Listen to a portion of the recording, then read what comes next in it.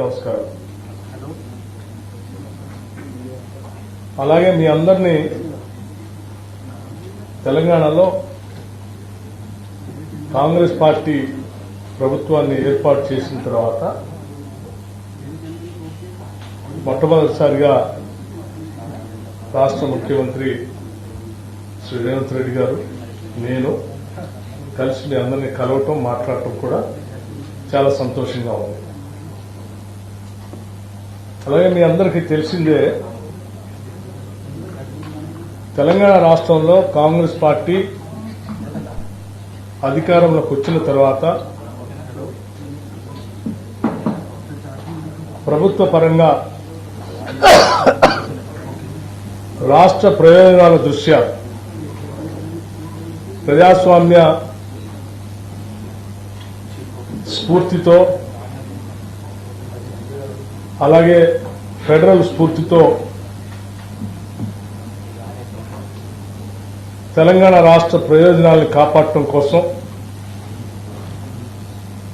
మొట్టమొదటిసారి ఈ దేశ ప్రధాని శ్రీ నరేంద్ర మోడీ గారిని ఈరోజు సాయంత్రం శ్రీ రేవంత్ రెడ్డి గారు ముఖ్యమంత్రిగా ఉప ముఖ్యమంత్రిగా నేను కలిసి వారిని ప్రత్యేకంగా కలవటం జరిగింది, మర్యాదపూర్వకంగా. అందులో భాగంగా తెచ్చుకున్న తెలంగాణ రాష్ట్ర ప్రయోజనాలు కాపాడటం కోసం, అలాగే ప్రత్యేక రాష్ట్ర ఏర్పాటు కార్యక్రమంలో భాగంగా తెలంగాణ రాష్ట్ర ప్రయోజనాలని హక్కుల్ని కాపాడుతూ బైఫర్కేషన్ యాక్ట్ లో తెలంగాణ రాష్ట్రానికి అందించినటువంటి అనేక అంశాలని దేశ ప్రధాని శ్రీ నరేంద్ర మోడీ గారి దృష్టికి తీసుకుని రావడం జరిగింది. తీసుకుని వస్తూ మేము రాష్ట్రం కోరి కొట్లాడి తెచ్చుకున్నదే నిధులు, నీళ్లు, నియామకాలు. వీటికి సంబంధించి బైఫర్కేషన్ యాక్ట్ లో పొందుపరిచినటువంటి హక్కుల్ని గత ప్రభుత్వం 10 సంవత్సరాలుగా తాత్సర్యం చేస్తూ కేంద్రం నుంచి తీసుకొని రావాల్సినటువంటి కొన్ని ముఖ్యమైన అంశాలని తీసుకొని రాలేకపోయింది. దయచేసి మేము మిమ్మల్ని కలుస్తూ ఆ అంశాలన్నింటినీ త్వరితగతిన తెలంగాణ రాష్ట్రానికి అందించవలసిందిగా వారికి విజ్ఞప్తి చేయడం జరిగింది.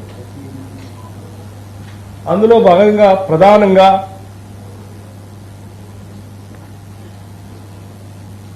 స్టీల్ ప్లాంట్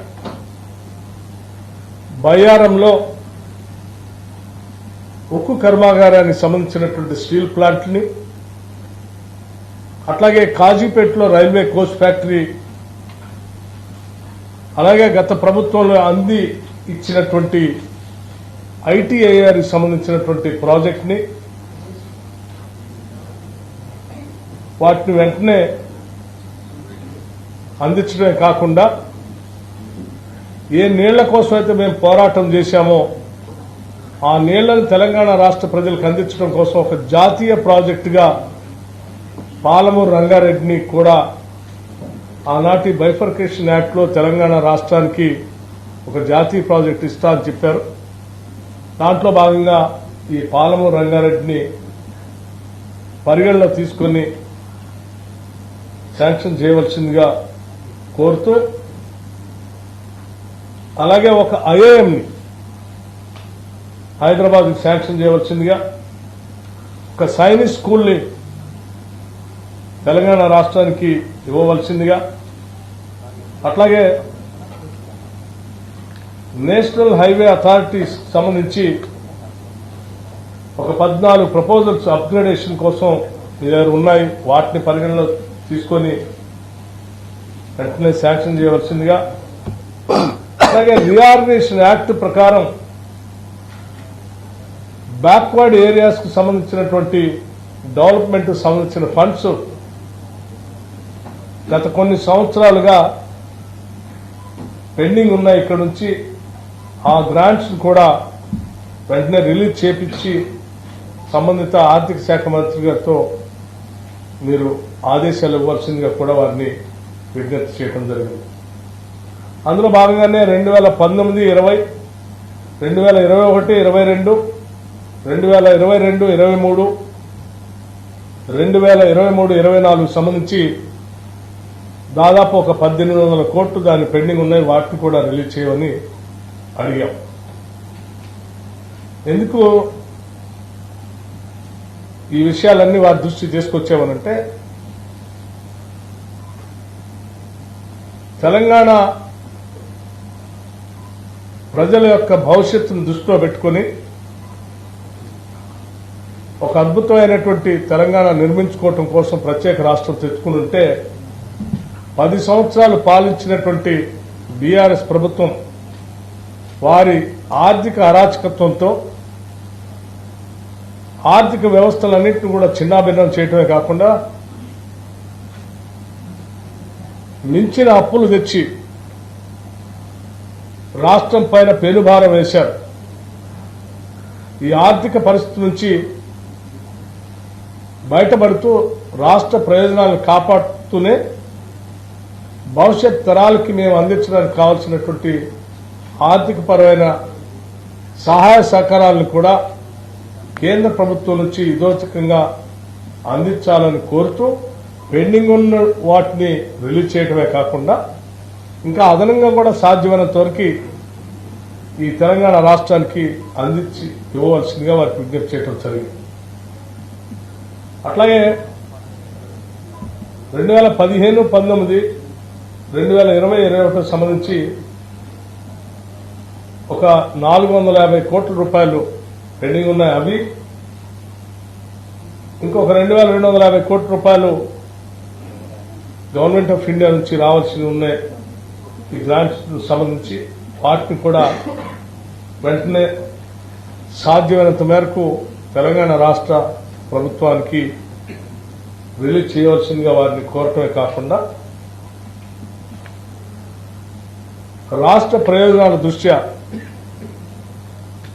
కేంద్ర ప్రభుత్వం నుంచి రావాల్సిన ఇతోధిక సహాయ సహకారాలు రాష్ట్ర అభివృద్ధి కోసం, ఆర్థికంగా నిలదొక్కుకోవటం కోసం, ఇరిగేషన్ ప్రాజెక్టులు పూర్తి చేసుకోవటం కోసం, విద్యా వైద్య రంగాలను బలోపేతం చేసుకోవటం కోసం కేంద్ర స్థాయి నుంచి అందించాల్సిన సహాయ సహకారాలన్నింటినీ కూడా అందించవలసిందిగా వారికి ముఖ్యమంత్రి గారు రేవంత్ రెడ్డి గారు, ఉప ముఖ్యమంత్రి గారు, నేను ఇద్దరం కలిసి వారిని విజ్ఞప్తి చేయడం జరిగింది. దానికి ప్రధానమంత్రి గారు కూడా వాటన్నిటినీ విన్ని సానుకూలంగా స్పందించడమే కాకుండా ఒక కేంద్రం ఒక రాష్ట్రానికి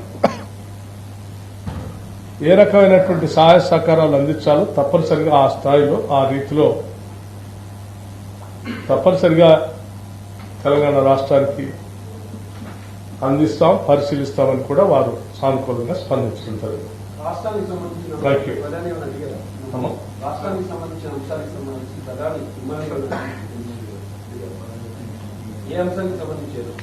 సో నేను చెప్పినటువంటి అంశాలకు సంబంధించి ఆర్థిక పరమైనటువంటి అంశాలు ఏవో పెండింగ్ ఉన్నాయో, ఇబ్బందులు ఉన్న చెప్పినటువంటి అంశాలకు సంబంధించి మేము ఆల్రెడీ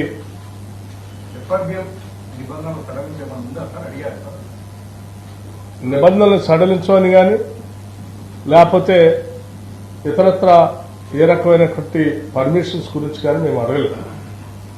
మేము చెప్పిందల్లా రాష్ట్ర ప్రభుత్వానికి కేంద్ర ప్రభుత్వం రావాల్సినటువంటి గ్రాంట్స్ ని, పెండింగ్ ఉన్నటువంటి అంశాలని బైఫర్కేషన్ యాక్ట్లో మాకు రావాల్సినటువంటి ఆ యాక్ట్ ద్వారా పెట్టినటువంటి హక్కుల్ని, వాటితో పాటు అదనంగా కొన్ని అంశాలని రాష్ట్ర ప్రయోజనాల దృష్ట్యా అడిగాం. వాటికి సంబంధించినంత వరకు కార్పొరేషన్ రుణాలు ఎఫ్ఆర్బిఎం పరిమితులు ఉండడం వల్ల మీకు రాష్ట్రానికి కావాల్సిన రుణాలు రాకుండా పోతాయి కదా, ఇది మీకు ఇబ్బంది కదా, ఇది ముఖ్యమైన అంశం కదా. రాష్ట్ర ఆర్థిక పరిస్థితి గురించి తోచికంగా ఉన్న సమాచారం మొత్తం వారికి అందించారు. శ్వేతపత్రాన్ని రాష్ట్ర శాసనసభలో ప్రవేశపెట్టామన్నటువంటి అంశాన్ని కూడా వారి దృష్టికి తీసుకొచ్చారు. మొత్తం ఉన్న వ్యవస్థని ఈరోజు తెలంగాణ రాష్ట్రం ఎక్కడ నిలబడినటువంటి అంశాలను కూడా వారి దృష్టికి తీసుకొని వచ్చారు. చెప్పిన తర్వాత దానికి సంబంధించి ఈ రాష్ట్ర ప్రయోజనాలను కాపాడటానికి ఒక కేంద్ర ప్రభుత్వంగా రాష్ట్ర ప్రభుత్వానికి చేయవలసినటువంటి సహాయ సహకారాలన్నింటినీ అందించవలసిందిగా వారిని కోరాం. వారు సానుకూలంగా స్పందించారు. దాన్ని మేము లెక్కలతో సహా రాసి ఇచ్చాం. దానికి సంబంధించిన రిప్రజెంటేషన్ కూడా వారికి రాతపూర్వకంగా కూడా అందించడం జరిగింది. నమ్మకం ప్రధాని కలిసిన తర్వాత కలిగింది తెలంగాణ ప్రభుత్వానికి రాబోయే రోజుల్లో సహకరిస్తారనేటువంటి ప్రధాని సహకరిస్తారనేటువంటి నమ్మకం మీ భేటీ తర్వాత కలిగింది. ఒక రాష్ట్రానికి కేంద్ర ప్రభుత్వం ఏ రీతిలో సహాయ సహకారాలు అందించాలో ఆ రాష్ట్ర పురోగతికి మీరు అడిగినటువంటి అంశాలను తప్పనిసరిగా సానుకూలంగా పరిశీలించి స్పందిస్తానని ప్రధానమంత్రి గారు చెప్పారు.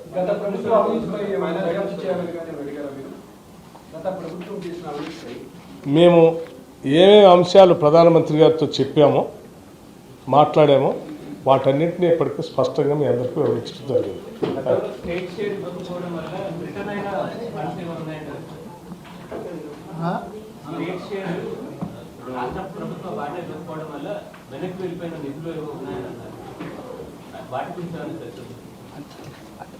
అన్ని రకాల నిధుల మీదనే చర్చ చేసినాం. వాటికి సంబంధించిన రిప్రజెంటేషన్ ఇచ్చినాం. రకరకాల శాఖలలో రకరకాల నిధులు ఉన్నాయి. ఎగ్జాక్ట్ నెంబర్ అనే కంటే శాఖ వైజ్గా రిప్రజెంటేషన్ ఇచ్చినాం. వాటిని మళ్ళీ ఆ రిప్రజెంటేషన్ ఇచ్చే లెటర్ మీకు కావాలంటే